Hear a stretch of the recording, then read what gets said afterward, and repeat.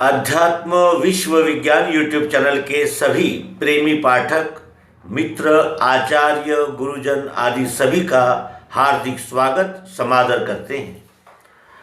हमें युगों युगों से ये महात्मा संत अवतार ये सब जगाते ही रहते हैं, फिर भी हम नहीं जागते। क्यों नहीं जागते? और जो जागे उनके चरित्रों का अगर हम स्मरण करें तो ये नहीं हो सकता कि हमें भी कोई क्लिक हो जाए, हमें भी कोई प्रेरणा मिले या हमको भी कोई दिशा का यानी भान हो, हम जागें। क्या ऐसा नहीं हो सकता?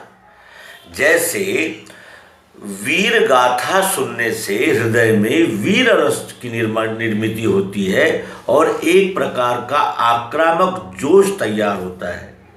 जब हम किसी भक्ति संगीत को सुनते हैं तो हमारे मन में सात्विक भाव का उस समय क्यों न हो लेकिन उद्भव होता ही है। और यानी कहने का आशय है कि हम जब संग मिल जाता है तो हमारा रंग बदलने लगता है, संग से हमारा रंग बदलने लगता है। तो क्या इन जागे हुए लोगों के चरित्र का स्पर्श हमारे मन बुद्धि चित्त और अहंकार को हो, और हो सकता है कि हमें भी ऐसी कोई जागृति मिले। कितनी कहानियां हैं जो हमें सचमुच आदर्श देने वाली है।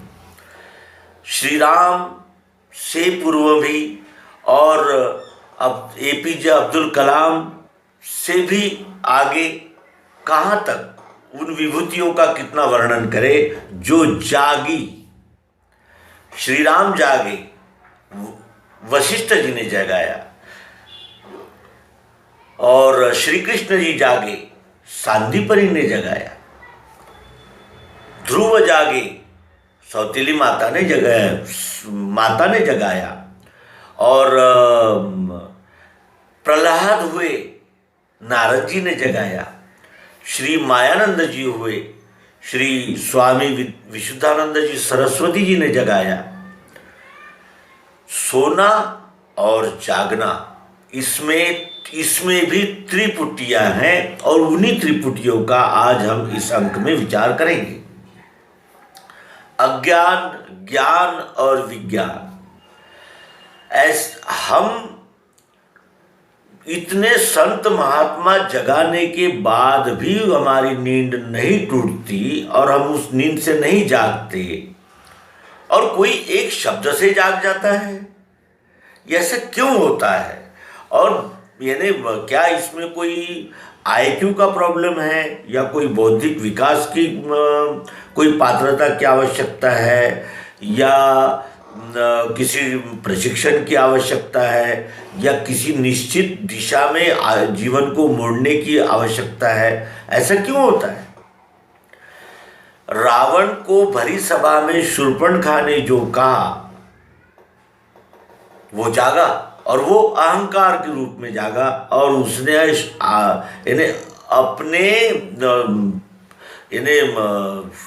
सदैव की अपकीर्ति के साथ अपना पूरा कुनबा, अपना पूरा राष्ट्र, अपने पूरे जिसे कहते हैं कि ऐश्वर्य, सबको धूल में मिला कर गया।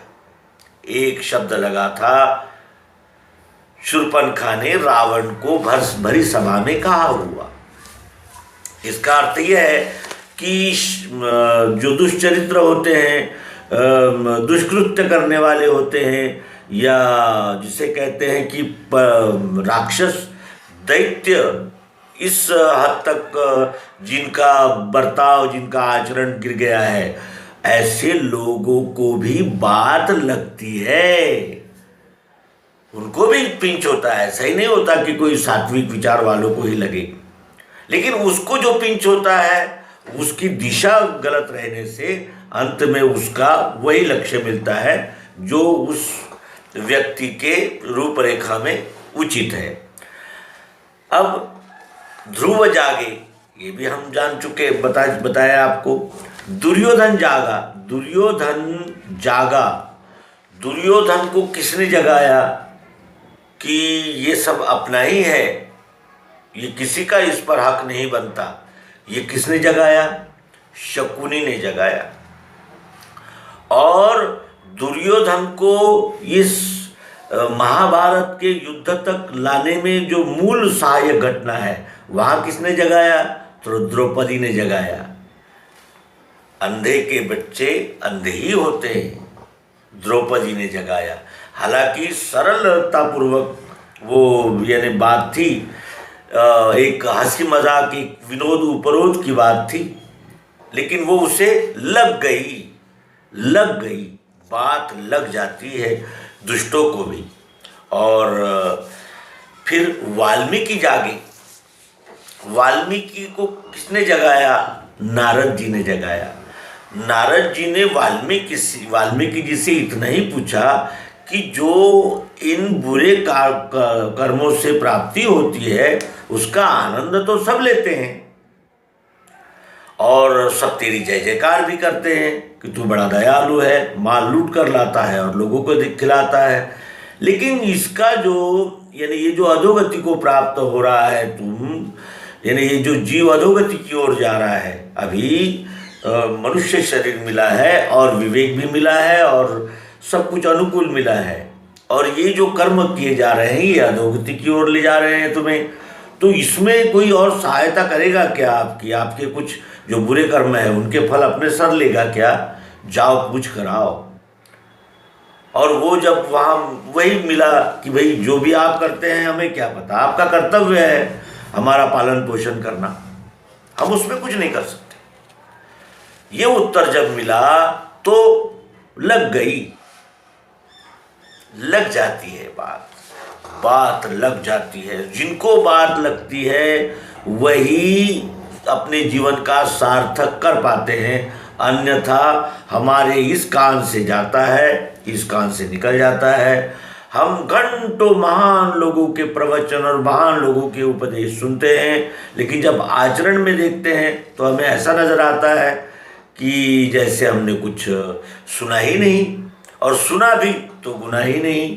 केवल यही कहते रहे कि बहुत अच्छा कह रहे थे बाबा महाराज, तो बहुत अच्छा बोले, लेकिन क्या बोले इसका कोई बोध नहीं। क्यों?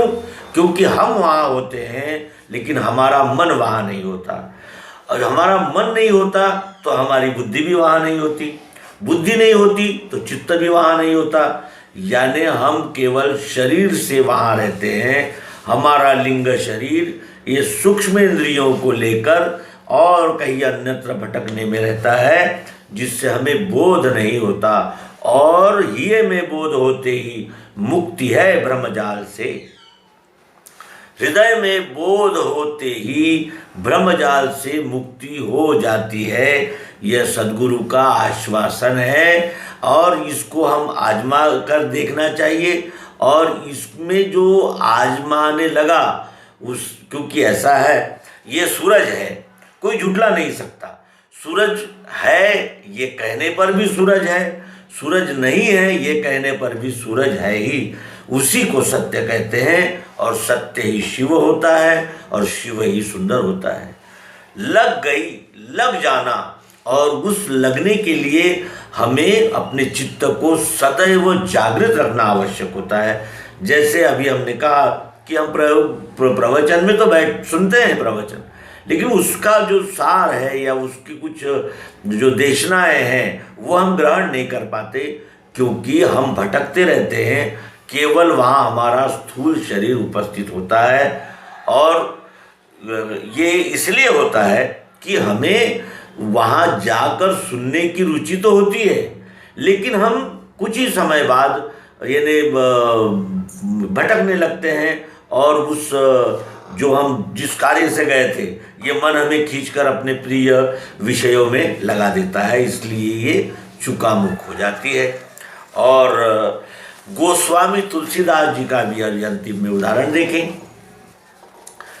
ये उदाहरण हमारे लिए अत्यंत उपयुक्त है, क्योंकि ये मेरा घर है, ये मेरी पत्नी है, ये मेरे बच्चे हैं, ये मेरा परिवार है, ये ऐसा है, ये मेरा है।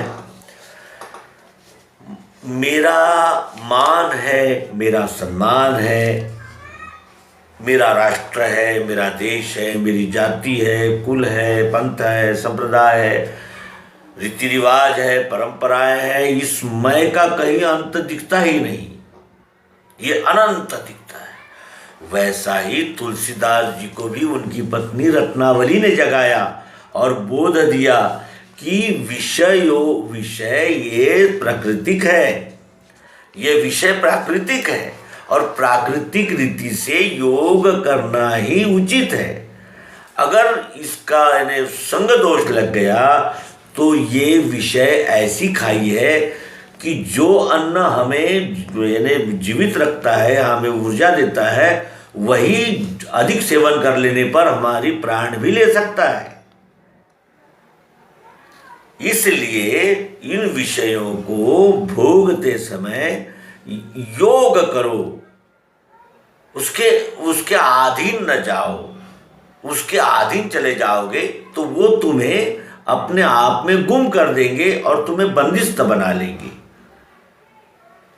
ये बोध रत्नावली ने दिया और गोस्वामी तुलसीदास जी पलट गए और श्री रामचरितमानस ऐसा एक विद्वत्तापूर्ण उत्तम श्रेष्ठ यानी दर्जे की कविता के रूप में और इतना सरल कि कोई भी आम बोलचाल जानने वाला व्यक्ति उनके ग्रंथों का यानी अध्ययन अभ्यास कर सकता है। और भाषा ब्रज भाषा, इतनी लालित्यपूर्ण रचना और विशेषकर उसमें जो श्री गुरु मणि नखगण मणि ज्योति सिमरत दिव्य दृष्टि ही होती। श्री गुरु के पदों को 10 अंगों से जान लेने पर दिव्य दृष्टि हृदय में उदय होती है और उस दिव्य दृष्टि से प्राप्त होने वाले दिव्य चक्षु से जब हम इस चराचर विश्व की ओर देखते हैं तो फिर कण कण में भगवान, तो क्या कहें, कण कण ही भगवान हो जाता है। कण कण ही भगवान है ही, लेकिन केवल हम जानते नहीं। लग जाती है, लोग पलट जाते हैं, जो पलट जाते हैं वो पहुंच जाते हैं। ये अपने मित्रों से आत्मनिवेदन करते हुए इस अंक का समापन करेंगे। नर्मदे।